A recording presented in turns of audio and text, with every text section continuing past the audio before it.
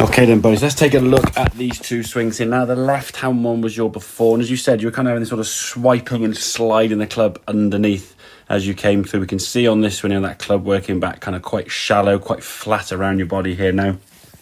And the problem is now with this sort of inside takeaway, your low point now is going to be sort of bottoming out a little bit behind the golf ball here. Now, the ball's sat up nicely, and with a lot of sort of body rotation that you have, you can't slide underneath the golf ball. If you're not careful, if the ball was sat down slightly bare light, you're probably going to fat it a little bit or duff it and be thin it across the green. Of course, then your distance control is going to be all over the place. And you can kind of see with the amount of body movement, this is like a 25-yard shot there. I mean, that almost looks like a sort of 40, 50-yard pitch shot with the amount of rotation, say with the lower half and where your arms have gone. So just taking that club back a little bit kind of fanned and rolled inside here, compared to this one now, keeping that club kind of working back a bit more up in front of you.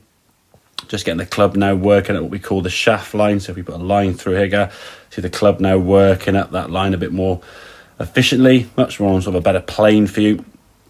And then when you come back in the golf ball now, what felt to you super fast with the swing, but a bit of pop and punch with this shot now. So when you finish this swing now, you can see the foot's moving a little bit. Your body has rotated and the hands and arms are more sort of chest high and more in front of you, as opposed to, you see with this one here now, the old big swiping around your body.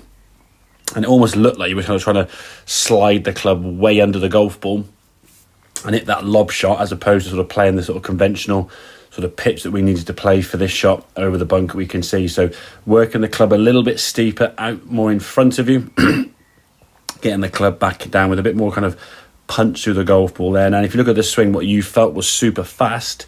We watched this swing, okay, it's in slow motion, but when you're making some swings there now, they weren't super fast in terms of the movement, and getting a nice strike on that golf ball consistently is going to make it a lot easier for you to start judging distance, using the correct part of the club face, using a bit more of the bounce, as opposed to sort of sliding and slipping that club underneath and just relying on a perfect lie to get any kind of contact. And then the problem was with that contact, it was almost like it was coming off the club face quite high and a bit weak. So yeah, get that club back in front of you, a bit more on a steeper angle going back, slightly more kind of hinging it with those wrists so that club stays in front of you.